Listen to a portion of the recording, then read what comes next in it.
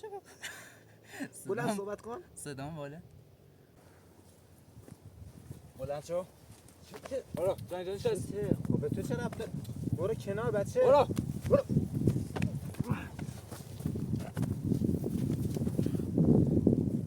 چیکار با من داری؟ خب دوستان امروز قرار تکنیک آموزشی طناب بریم. فکر کردین یه طناب به این سادگی بتون یه نفر قول مثل ایشونو واسه در بیاره؟ بریم امروز با 5 تا تکنیک آموزشی جذاب و زیبا. حتما تا آخر ویدیو همراه ما باشین، حمایت کنید و ویدیو رو ببینید و تو کامنت ها حتما نظراتتون برامون بنویسید. خیلی دوستون داریم، بریم برای ویدیو.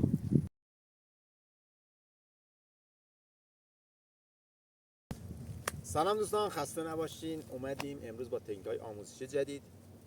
امروز بچه‌ها می‌خوایم تکنیک با طناب بریم. امروز 5 تا تکنیک آموزشی با طناب داریم که تا آخر ویدیو همراه ما باشین. برای همین موقعی که حریف گرفته، یک طناب میاد پشت دست حریف، اینجا پشت دست حریف قفل میشه، دست پشت دست و فشار کامل. بچه دقت کنید الان مچ دستش کاملا قفله به واسطه 1 2 با چرخش بدن. خب بچه اومدیم برای تکنیک 2. حریف میاد یقه ما رو میگیره، جفت است حریف یقه ما رو گیره.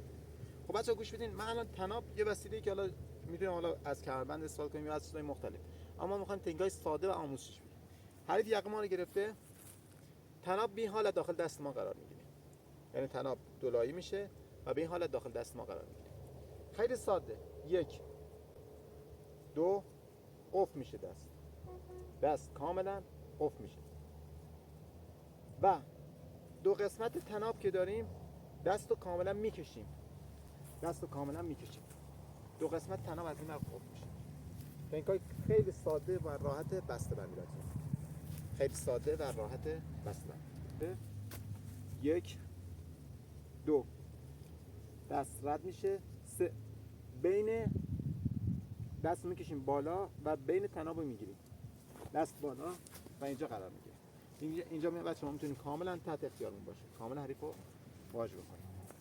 1 اینجا بچه دست حریف کاملا قفل شد، خیلی ساده، کشیدن بالا و کنترل حریف.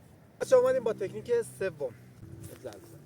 اول من باید دفاع کنم، دفاع رو باید حتما داشته باشم.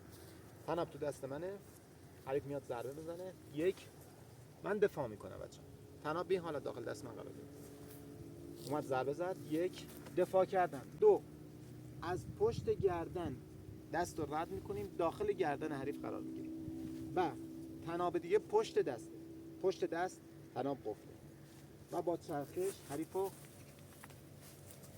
کاملا میاریم.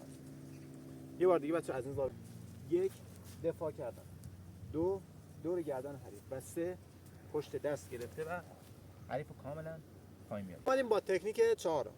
بچه طناب به این حالت داخل دستتون قرار میگیره، یه طرف طناب داخل انگشت دستتون قرار میگیره، بقیه طناب رو جمع میکنین بچه، بقیه طناب رو کاملا جمع میکنین، فقط یک قسمت داخل انگشتش هست، بقیه طناب داخل دستتون قرار میگیره به این صورت، یعنی عملا هیچی از بیرون مشخص نیست. 1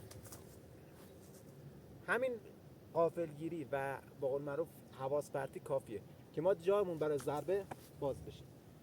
حریف ضربه میزنیم تو کاپ حریف و خیلی ساده و راحت از این وقت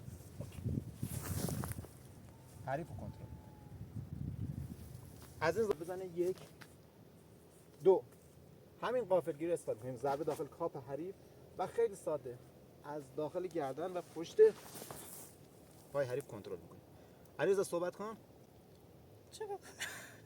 بلند صحبت کن. صدام بالا. حریف میاد هول بده، 1 2 3 و اینجا. بچه اومدیم برای تکنیک 5 از تکنیک های امروز. گردن منو گرفته بچه، تلافی در میاره و ضربه رو دست حریف ضربه میزنه، از زیر دست ما رد میشه، از این ور طناب میدیم دست، اینجا حریف کنترل میکنه. خیلی ساده و راحت حریف کنترل میکنه بچه. حریف گردن منو گرفته، 1 ضربه داخل دسته، طناب از این ور رد میشه و حریف کاملا میاد. گردن من گرفته، 1 2 3 حتما حمایت کنید. حمایت شما بیشترین انگیزه رو به ما میده. خیلی دوستون داریم بچه حمایت کنید. حمایت شما بیشترین انگیزه رو به ما میده. موفق باشین. دوستون داریم بچه.